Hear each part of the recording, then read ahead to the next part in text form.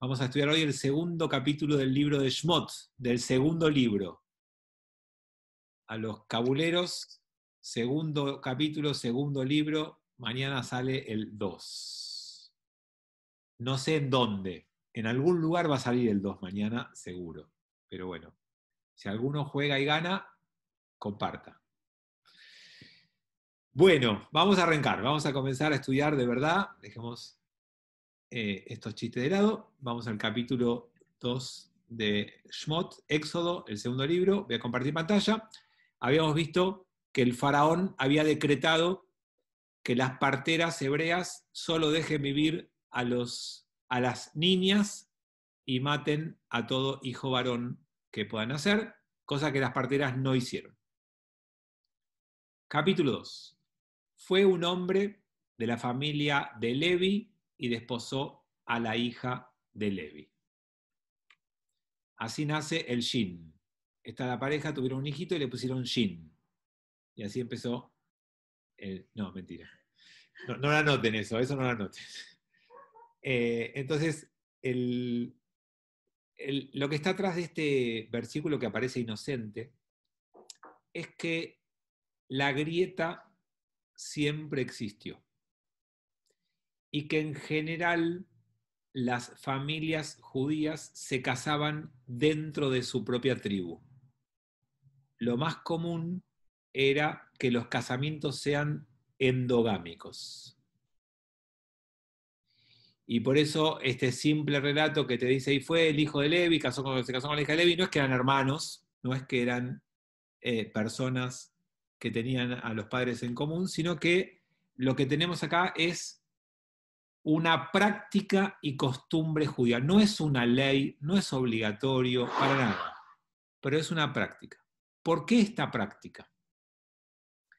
Porque en la antigüedad el casamiento, el matrimonio, no era solo una cuestión de amor. Es más, no era una cuestión de amor. El matrimonio era una organización social. Y la organización social debía tener en cuenta, en consideración, la organización económica. El matrimonio era una forma de organizarse para que los bienes de la familia no se pierdan. Como cada tribu tenía su sector, su zona y su tierra, los casamientos endogámicos eran la norma más común porque eso hacía que las familias mantuvieran sus bienes en común. Cuando el matrimonio era extra tribu, extracomunitario, había problemas con las herencias y con las divisiones y con la tierra o con lo que se dejara para la próxima generación. Entonces era muy común los casamientos endogámicos, pero aparte no había Tinder. ¿Cómo se van a casar de otra manera? No había forma de conocerse, no había lugares, no había para ir a bailar, no había lugares para ir a tomar algo. La gente no podía preguntarle en la calle, che, vos de qué signo sos, y después empezar una conversación. Entonces, los casamientos en general eran acuerdos familiares. Y eso, de alguna manera, mantenía costumbres, tradiciones, principios familiares y, por supuesto, los bienes de la familia. Las dos cosas. Entonces, el texto empieza diciendo que vamos a hablar sobre una familia. Dani toca la guitarra, pero además sabe de los números. Dice que el 22 es el loco. O me está diciendo el loco a mí, no sé, pero el 22, 22 es el loco. Tenemos un dato acá. La gente sabe de todo. Algunos saben de doctorado, otros saben de quiniela. Cada uno sabe de algo distinto y vamos haciendo entre todos una sabiduría. Bueno, con Levi se casan, mantienen esta costumbre. Quedó encinta la mujer y dio a luz un hijo, vio que era hermoso y ella lo escondió durante 3 meses. ¿Qué madre no cree que su hijo es hermoso? No existe, y mucho menos una madre judía, obviamente. Así que toda madre ve a su hijo hermoso. Y además, si alguno lo recuerda, porque lo estudiamos acá hace mucho tiempo y alguna vez más lo repetí algún Shabbat, lo que nos enseñó Dios cuando creó el mundo fue que cuando vos creás algo, haces algo, te sentís responsable de algo que sucedió, el desafío siguiente es ver lo bueno de ese desafío que hiciste. Perdón, lo bueno de desafío no, lo bueno de eso que hiciste. El desafío es ver siempre el lado positivo de lo que haces. Dios tenía un mundo que era un caos, era un desastre, crea un poquito de luz, y el texto dice, y vio Dios que la luz era buena. Y después crea unas plantitas y vio Dios que las plantas eran buenas. Y después crea un poquito y vio Dios que era bueno. Ese es el desafío. Muchos de nosotros, antes de apreciar y valorar algo, queremos que ese algo sea perfecto. Y hasta que no es perfecto, no somos capaces de decir, bueno, está bueno lo que hice. No, yo soy muy autoexigente, no, ojo, yo soy tremendo. Y nos da orgullo. Y no, yo soy perfeccionista. Bueno, el texto de la Torá nos enseña que el desafío es valorar y descubrir lo bueno en cada una de las cosas que haces. Y ni que hablar con los hijos, cosa que a veces nos cuesta sobremanera. Valorar y reconocer lo bueno de nuestros hijos a veces nos cuesta mucho, y marcar todo lo que hacen mal nos sale bárbaro. Traten de imaginar y de escucharse a ustedes mismos. ¿Cuántas veces en la memoria, en el recuerdo tienen de haber dicho cosas que sus hijos hicieron mal? ¿Y cuánto en la memoria, en el recuerdo tienen cosas que dijeron en voz alta y a sus hijos, no ustedes para adentro, de que sus hijos hicieron bien? Y si se encuentran que les cuesta encontrar cuál estuvo más que otro, o si encuentran el negativo más que el positivo, están en serios problemas. Uno debiera tener ojos fáciles para reconocer lo bueno y debiera ser un poquito más resistente a lo malo. Lo primero y lo más fácil que nos tiene que salir de nuestra boca es lo que vemos bueno en nuestros hijos, o en los seres queridos, o en la gente que nos rodea, o en nosotros mismos. Entonces, esta mujer de Levi tiene un hijo, ve lo bueno de tener un hijo, porque no dice en hebreo, no dice lindo, dice bueno, tov, no lindo. Entonces ve lo bueno de tener un hijo, ve lo bueno que es ese hijo, ve todo lo positivo en él, y por eso lo esconde, para que no se lo lleve el faraón, para no perderlo. 3, empero no pudo ella esconderlo más, y tomó ella para él una cesta de papiro, y la recubrió con betún y con pez, puso en ella al niño, y lo depositó entre los juncos en la ribera del río. Entonces, como no lo pudo esconder más, hizo una teibat en hebreo.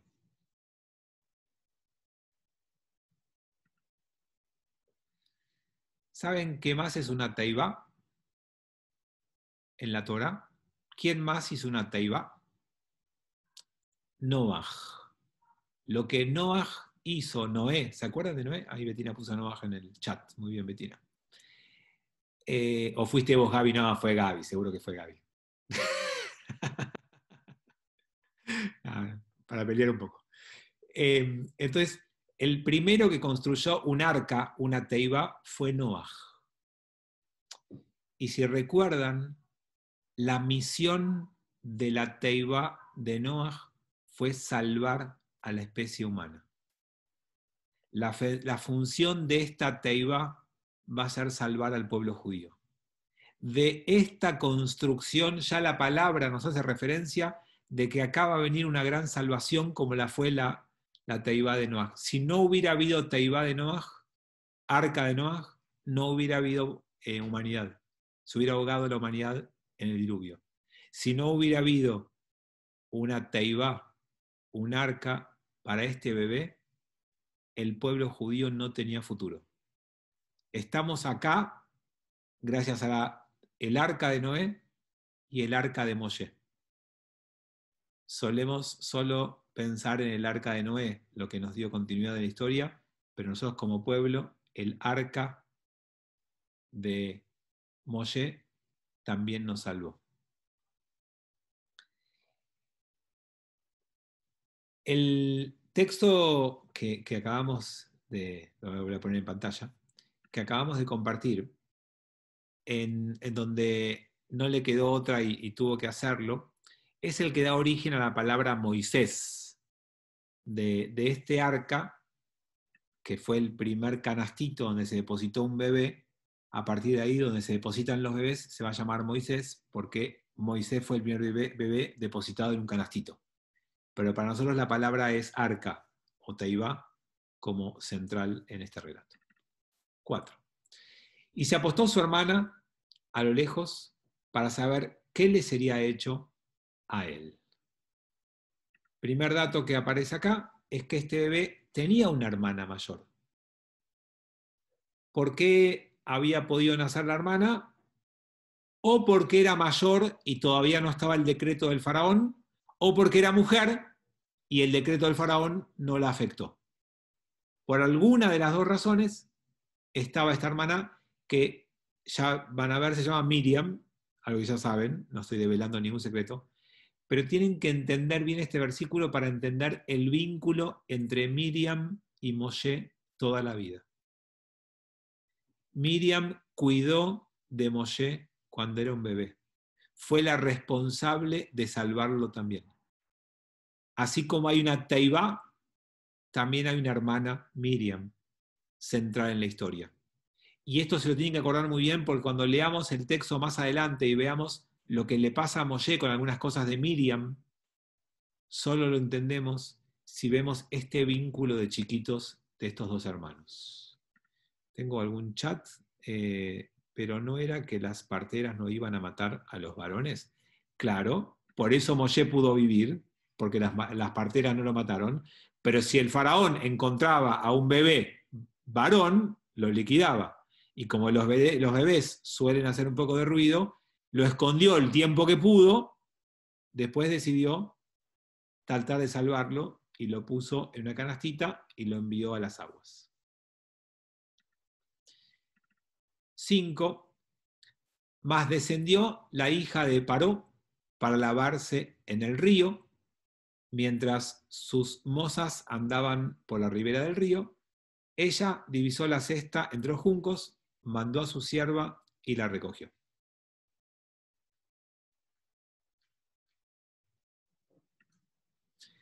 Una aclaración que no sé si les hice otra vez, pero por las dudas, cuando decimos Paró, Paró no es un nombre, Paró es un cargo, es faraón.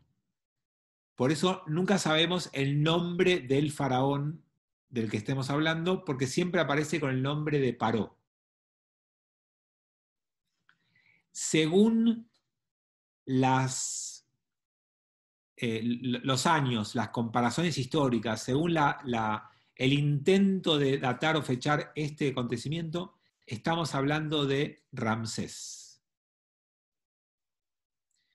Si fuera cierto que estamos hablando de Ramsés, ahora vamos a ver la importancia de ese nombre respecto a este bebé que todavía no tuvo nombre, que fue depositado para ser cuidado por la hermana, y que la princesa, la hija de este faraón, se encamina al río. Acuérdense que el río es un lugar sagrado, se va a meter en el río como un acto de religiosidad o de algún tipo de acto sagrado, y ve a una cesta con un bebé adentro.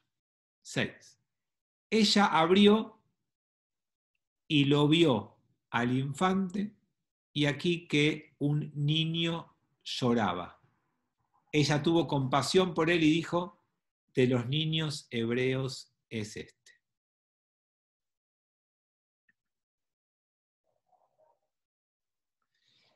Hay una linda interpretación de este texto, de los detalles. La Torá a veces es fantástica en este tema de los detalles. El texto dice que la princesa vio que el bebé lloraba. Y no tiene que decir vio, tiene que decir escuchó. ¿Cómo vio? Tendría que haber escuchado al bebé llorando, no verlo llorando. Entonces, ¿qué es lo que dice la tradición judía? ¿Y por qué se dio cuenta que era de los hebreos? Alguno va a decir, ah, porque estaba así el pañal. No, no es por eso. El motivo es que la supervivencia del pueblo judío estaba en enseñarle a llorar a sus bebés sin que se los escuche. Moshe lloraba, pero no gemía, no hacía ruido. Lloraba sin hacer ruido. Y entonces,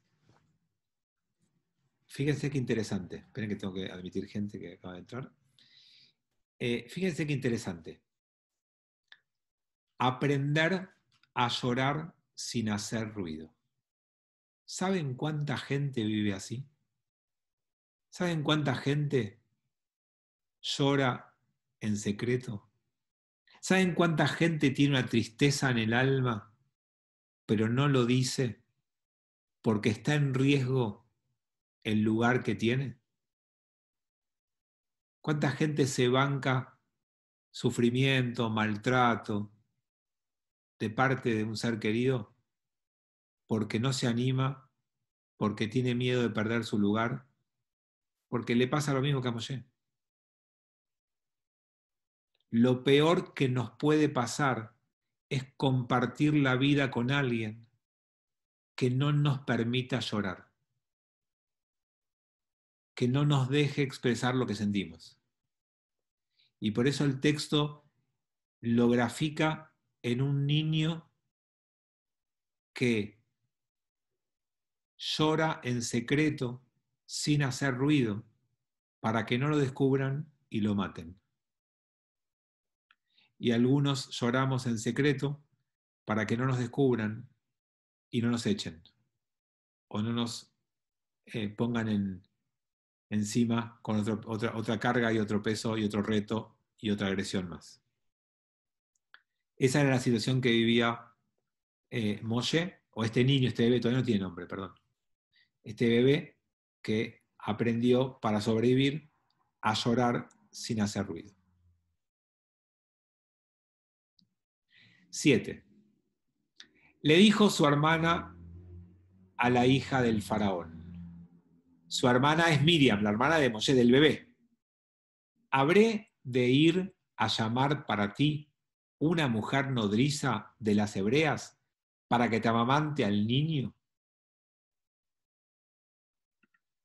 O sea, cuando la hija del faraón encuentra al bebé, lo descubre y lo toma, aparece Miriam, la hermana de este niño, de este bebé, y le dice a la princesa, ¿querés que te busque una mujer hebrea que te haga de niñera?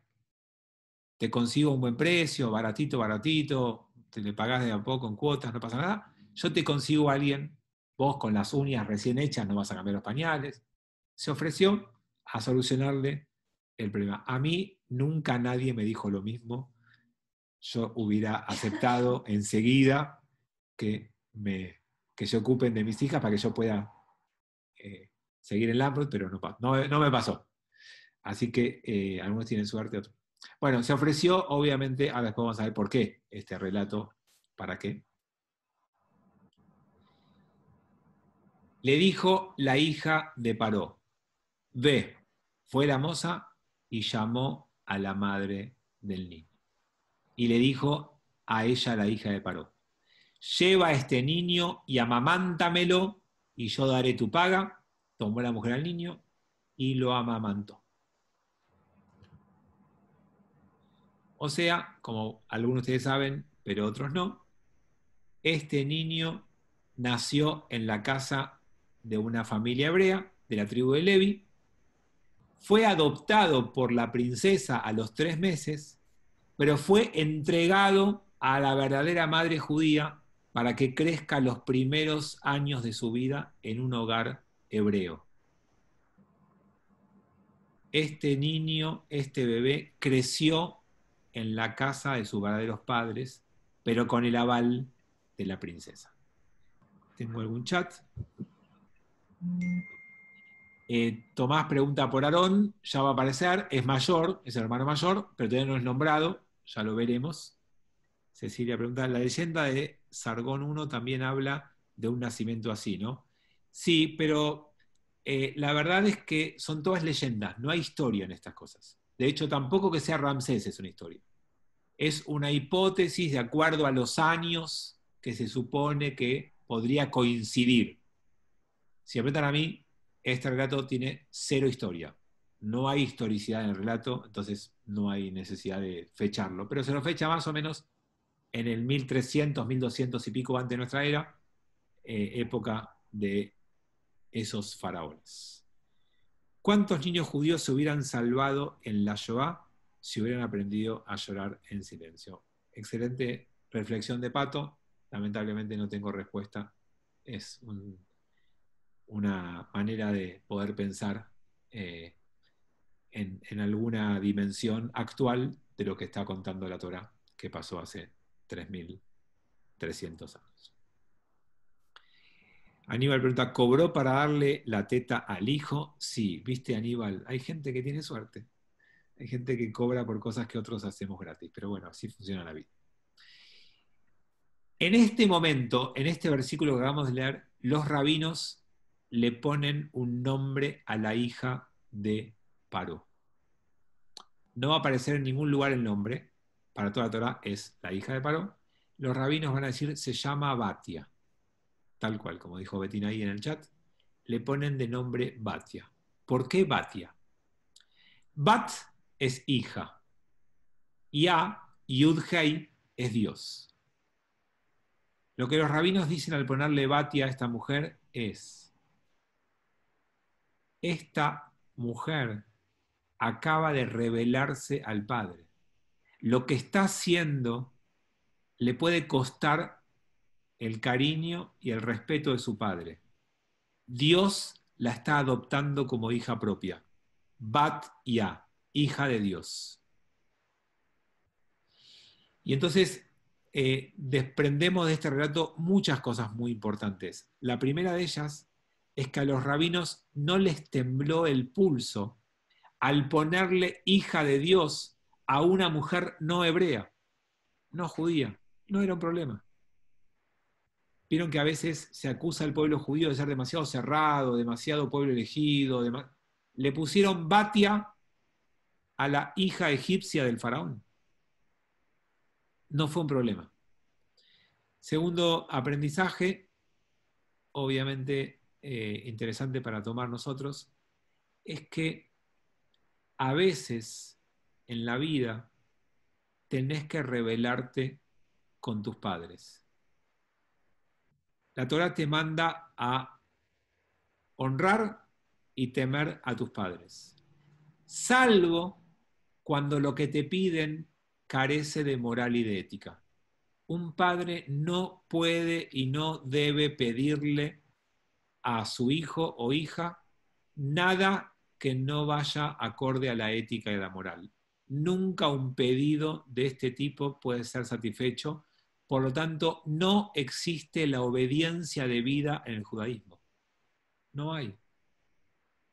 Yo no puedo decir, bueno, ¿qué querés? Me lo dijo mi papá. Bueno, me dijo mi mamá. Yo tengo que escuchar a mis padres siempre y cuando su pedido sea ético y moral. Cuando el pedido salga de allí, no estoy obligado a cumplirlo. Y los rabinos recompensan a la hija de un padre que se negó a cumplir con el decreto del padre con este nombre, Batia. Miren qué recompensa. Vamos a ver los chats que tengo. El relato de los grandes personajes se los describe de forma asombrosa. Ese sería el paralelo. A ver, Cecilia, ¿a qué te referís? No digo que en el caso de Sargón I estábamos hablando, así como Sargón es una leyenda, que fue el primer emperador y se lo describió también salvado por las aguas, Moisés se le toma también el paralelo en ese sentido, digamos, o sea, de una forma fantasiosa, o sea, sabemos que, o sea, tanto la leyenda de Sargón es una leyenda y lo de Moisés tampoco es histórico, o sea, se hace como el mismo paralelo en cuanto a los dos fueron salvados por las aguas, digo, los grandes personajes en general se trata de relatar su nacimiento de una forma así llamativa, asombrosa, eso es lo Sí, que quiero pero decir. Cecilia, gracias por tu comentario, pero vamos a ver que este modelo tiene exactamente el opuesto a los clásicos. ¿Por qué? La mayoría, por no decir todos los relatos míticos antiguos de los nacimientos de los grandes reyes o dioses de la antigüedad, eran todos nacimientos de gente poderosa que momentáneamente fue adoptado por alguien pobre o por un animal, encontrado por alguien que lo salvó, pero después en algún momento reconoce que es hijo de dioses o es descendiente del cielo o es hijo del más poderoso del lugar. Moshe es todo lo contrario. Tiene un nacimiento salvífico, pero es criado por la hija del poderoso, pero en realidad es hijo de los sirvientes. El verdadero origen de Moisés, de este bebé, que es el de nuestro pueblo, es que viene de la familia de los pobres, de los esclavos, no de la familia real. Cualquier relato mitológico hubiera sido al revés. El bebé de la hija del faraón es adoptado por una hebrea que lo cree propio hasta que el nene crece y se da cuenta que en realidad es hijo del faraón y va a tomar el poder. Los relatos míticos antiguos son así. Este relato es todo lo contrario. Desde el origen tenemos que saber que somos un pueblo humilde que viene de una mujer y un hombre de una tribu de Levi, que eran extranjeros, esclavos en una tierra extraña. Y lo recordamos esto todo el tiempo. Eso es parte de nuestro relato fundacional y lo recordamos en cada festividad judía. Por eso yo a veces me gusta cuando las familias, en ciertos momentos familiares, recuerdan la historia y el origen de la familia y lo remontan alguna o dos o tres generaciones atrás, que siempre elijan partir del momento de mayor humildad. Que eduquemos a hijos y nietos contándoles que nosotros venimos de una familia que fue humilde, que empezó muy de abajo, que tuvo un pasado duro, que pasó historias difíciles. No les contemos que venimos de, no, mi abuelo era el emperador de, no sé, de Villa Calamuchita, pero era emperador. O sea, la historia comencemos a contarla del momento de dificultad, de escasez, de pobreza, de humildad, y que tenemos que tenerlo presente porque en algún momento volvemos. O sea, la vida es circular, la vida nos lleva por diferentes momentos y nadie debiera pensar que tiene el tema asegurado por nacimiento. Tomás dice, una conversión al revés. No, no es una conversión al revés, pero de alguna manera es acoger a alguien que se sintió seguramente fuera de su pueblo. Porque si desafió a su padre, hablamos de la princesa de vuelta, ¿no? De la hija del faraón. Si desafió al padre, habrá sentido una soledad y un dolor inmenso. Porque no estar de acuerdo con un decreto de tu padre por falta de ética y rebelarte es un enfrentamiento muy duro. No es solamente que desafió al padre, se distanció, se alejó, quedó lejos de su familia. Vale, dice, ¿no es también Batia hija del dios egipcio? Ya que el faraón era como el dios egipcio. No, vale, Yud-Hei es el nombre de Dios nuestro, no es Dios, no es la palabra Dios. Yud-Hei es la abreviatura del nombre de Dios, pero del único, del nuestro, del general, de toda la humanidad, que nosotros llamamos Yud-Hei, Vav-Hei.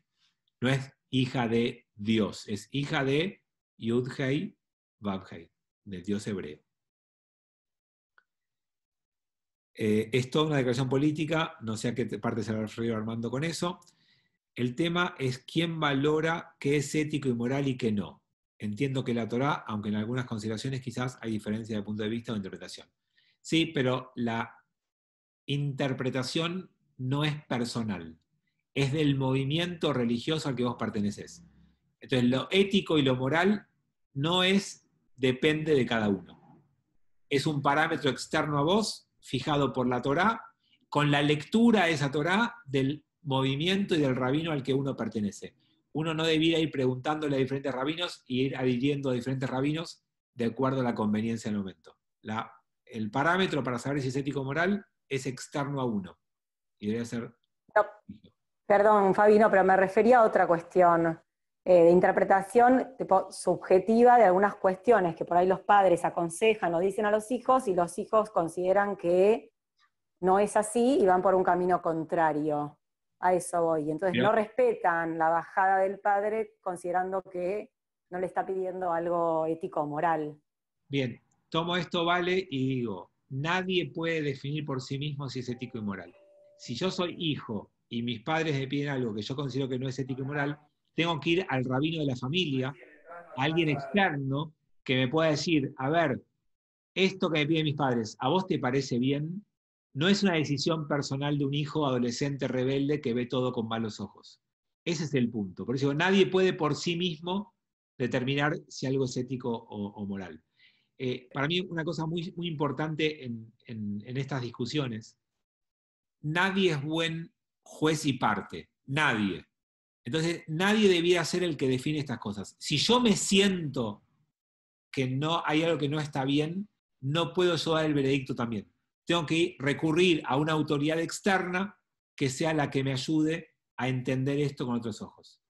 Y eso es la mejor salvaguarda para que esto no sea un tema, como lo que me pedís, papá, no es moral, no voy más al colegio, porque no me podés obligar.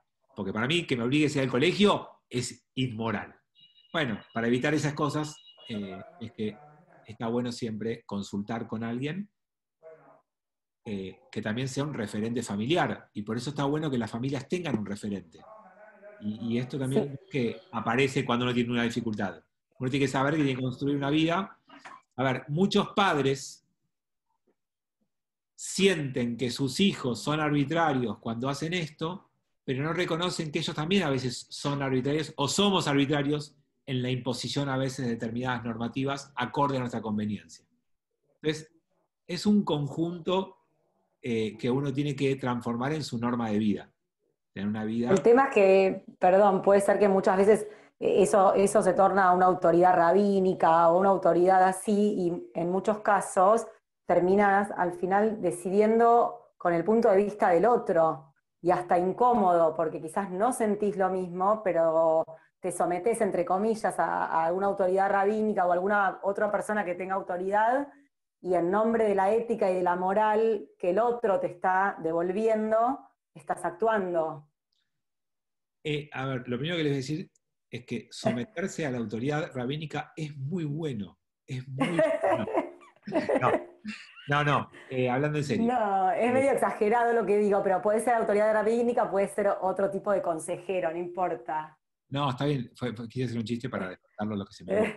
Pero la verdad es que este es uno de los temas más complejos de la vida, porque la capacidad interpretativa de las cosas es casi ilimitada. Y entonces uno tiene siempre muchas opciones. Por eso es que uno debiera construir una vida con alguna referencia de autoridad, entre comillas, autoridad, que sea alguien que uno confíe. Y que cuando vayas a consultar con tu rabino o con tu terapeuta o con tu abuelo, el que sea el referente de esa familia, sepas que hay una ética, hay una moral, hay un comportamiento, hay una historia que te muestran que esa persona sostiene con estudio y con prácticas más o menos lo que dice y que generalmente aconseja basado en ese compendio que se llama Torá y que es una forma de vida del movimiento al que uno pertenece. Por supuesto que te puede pasar un día que le consultes algo al rabino y que de repente, o al terapeuta o al abuelo, no importa, y que de repente te encuentres con una respuesta que te sorprende y te saque de eje, y puede pasar eso como obviamente a uno le pasa, y uno ahí evaluará si en realidad no se equivocó en su momento y tendrá que buscar una vida comunitaria en otro lado, no un consejo acorde a lo que necesita en el momento. Uno necesita un cambio porque de repente ese rabino ya no es lo que era, o pensó que era una manera y no lo es, o lo que fuera. Bueno, puede pasar, pero no es que voy a buscar una respuesta que me sirva hasta que después tenga que buscar otra respuesta que me sirva. Digamos, puede ser un cambio estructural que me pase alguna vez en la vida. Bueno, acá me escribió algo lindo que debe ser Cari, porque Gerardo no me quiere tanto como Cari. Y Dani dice, ¿por qué hay participantes que tienen micrófono abierto? Eso, Dani, lo contesta Rashi, que es un intérprete del siglo XII, que dijo, micrófono, y explicó que, no sé, Dani, porque no soy tan autoritario. Bien, vamos de vuelta a la Torá, y estábamos leyendo el 10, el 9, ¿no? Fue el último que leímos. Creció el niño, y ella se lo trajo a la hija de Paró, y fue para ella hijo. Ella llamó su nombre Moshe, pues ella dijo, de las aguas yo lo he extraído. Ki minamain mishitiu. Ki min amain mishitiu. Según este relato, el bebé creció con su mamá verdadera. En algún momento de ese crecimiento fue traído, a la casa de la princesa y recibió ahí su nombre. Y entonces el nombre es Moshe. Vamos a usar la pizarra. Ustedes saben que en hebreo no existen las vocales, y con cariño y buena imaginación, acá dice Moshe.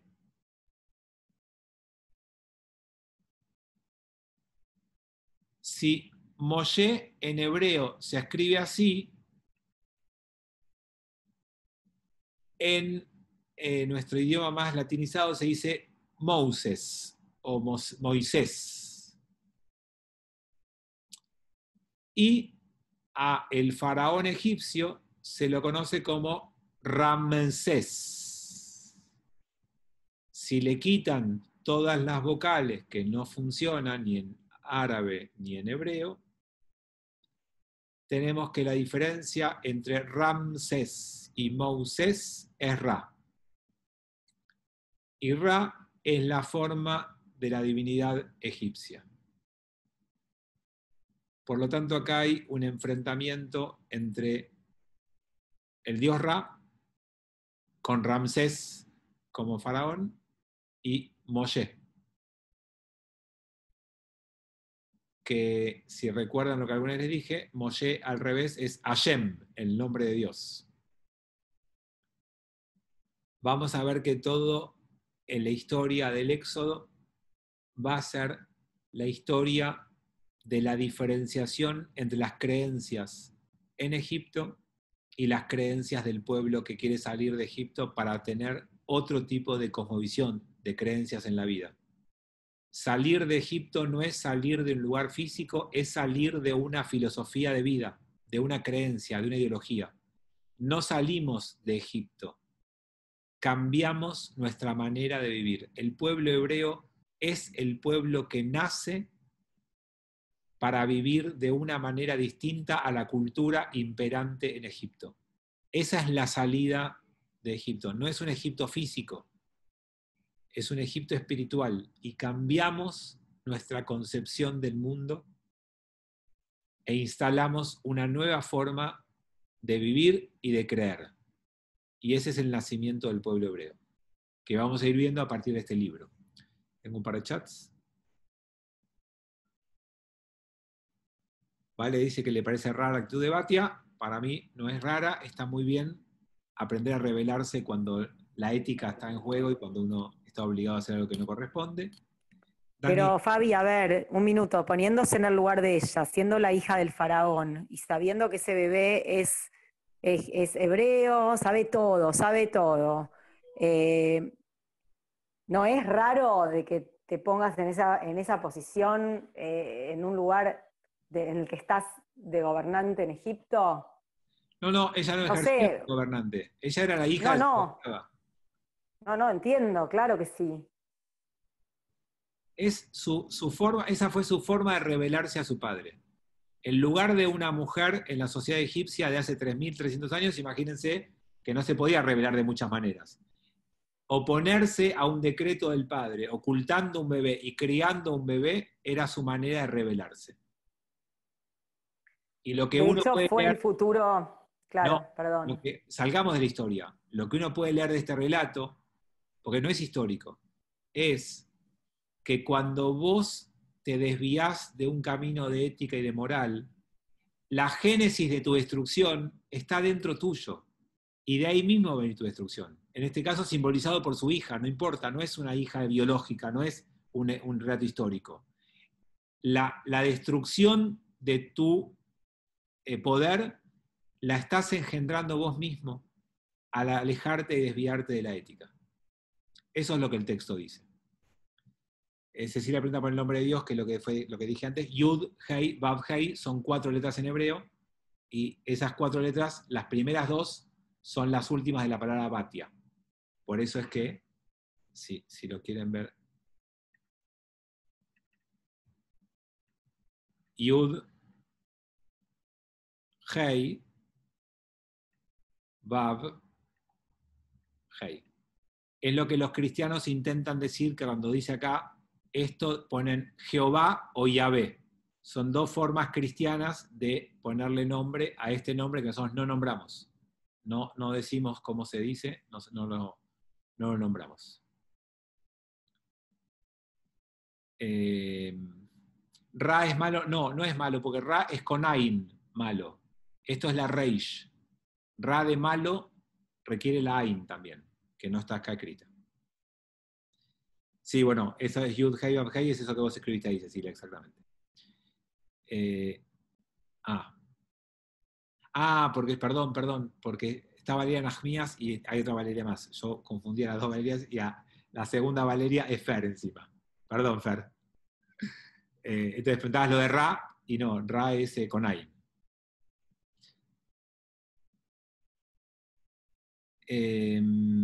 Vanessa dice, también alguna vez dijiste la relación del nombre con Mashiach. El nombre Moshe es Mishitiu Minamaim, porque fuiste rescatado de las aguas. Y Mashiach es el redentor, el que nos va a rescatar. La raíz es la misma raíz.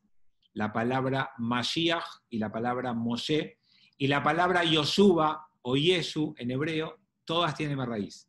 Y el nombre Jesús viene de ese nombre en hebreo Yeshu. El nombre que implica salvación es el mismo.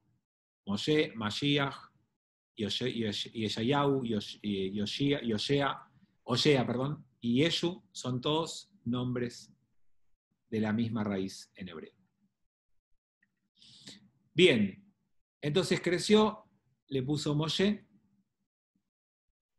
y ocurrió en aquellos días que había crecido Moshe y salió hacia sus hermanos y observó sus trabajos forzados y vio un hombre egipcio que pegaba a un hombre hebreo de sus hermanos.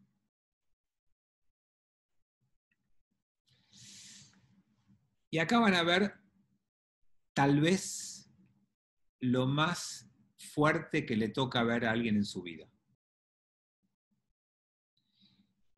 Moshe sabía que pertenecía a una familia hebrea, porque lo educó su mamá de verdad, porque lo cuidó su hermanita. Pero también creció adoptado y salvado por una princesa egipcia. Y él tenía lo que para el pueblo judío después fue todo un tema en su historia, lo que se puede llamar doble lealtad. Él tenía agradecimiento hacia su familia hebrea y también tenía agradecimiento hacia Batia, o la hija del faraón, si no la quieren llamar Batia. ¿A quién te debes? ¿Cuál es tu lealtad? ¿qué pasa cuando vos sentís que hay un conflicto entre dos amores, entre dos lealtades? ¿Qué pasa cuando ves a tu hijo que elige algo para su vida que no es lo que vos elegirías para él? ¿Qué vale más? ¿Qué pesa más? ¿Tenés que dejarlo que haga su camino o tenés que intervenir e intentar cambiarlo? Moshe sale y ve que uno de sus amores se comporta con otro de sus amores en forma violenta. ¿Qué debe hacer? Y está en una disyuntiva fuerte que lo hace, en otros términos, tener que elegir entre individualismo o pertenencia a un pueblo. ¿Qué buscas? ¿Salvarte vos o que estén todos de la mejor manera posible? ¿Cuál es tu enfoque de vida? Y entonces, acá resignificamos la Teivá, el Moisés. ¿Se acuerdan de Moisés? La Teivá de Noaj fue aquel que se salvó él solo y no intentó salvar a nadie más. ¿Se acuerdan? Noaj, Dios le dijo, voy a destruir el mundo. Y Noaj dijo, bueno, vos y tu familia te vas a salvar. Hagan un arca, métanse adentro, enciérrense y sálvense ustedes. Ok. Moshe viene a reivindicar lo que hizo Noaj. Y desde un arca sale, no se encierra, sale para cuando crezca, en lugar de pensar en su bienestar, se juegue por el bienestar de los demás. Noaj no pudo cumplir su misión en la vida. Moshe viene a repararlo. Y Moshe viene a reparar esa falta tremenda de Noaj de no haber podido jugarse por los demás, y entonces se juega a Moshe por no salvarse él, no quedarse cómodo él, sino jugarse. Y lo vemos en el próximo. El texto dice en hebreo bien claramente, miró para un lado, miró para el otro, miró para acá y para allá, y él vio que no había hombre alguno, batió al egipcio y lo ocultó en la arena.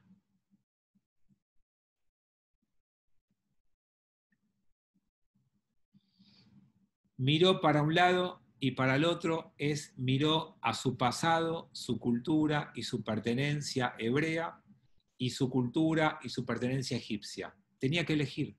No podía seguir con los dos mundos. Tuvo que elegir. Miró para allá y para allá. Tengo una madre hebrea, me crié en un palacio egipcio. ¿Qué elijo? Y cuando dice, y no vio que había hombre alguno allí, nadie iba a hacer lo que él tenía que hacer. Era el único que podía hacer lo que tenía que hacer. Nadie estaba ahí para ser hombre. Para ser hombre, no macho, para ser humano, para ser hombre, para jugarte por lo que tenés que jugarte, para hacer lo correcto. Y Moshe, en ese acto, se juega por su origen hebreo, por ser hombre donde no hay hombre, por ser humano donde no hay ser humano, por no dejarse llevar por la cultura del lugar, por no conformarse con que la mayoría se comportaba de esa manera, y actúa como cree que tiene que actuar. Y como nosotros no vemos en esto un texto histórico, para la pregunta de Armando, no nos preocupa, no es que lo mató asesinando a un ser humano, mató su costado egipcio, terminó con esa pertenencia a ese lugar y empezó la salida de ese pueblo de Egipto. Empezó a sacar a sus hermanos de una vida filosófica, religiosa, cultural, de un ámbito que no era el que quería para su familia. Acá empieza el éxodo de Egipto, cuando Moshe empieza matando al egipcio que tiene adentro.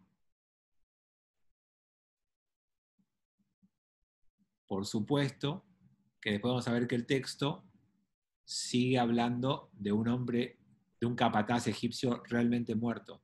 Pero acuérdense que nosotros no leemos esto como un texto histórico. No está relatando una historia. Acá hay una decisión de Moshe de asumir una identidad. Y para asumir una identidad, en esta instancia, tiene que negar su pertenencia a otra. No siempre es necesario hacerlo. En este caso, lo tuvo que hacer.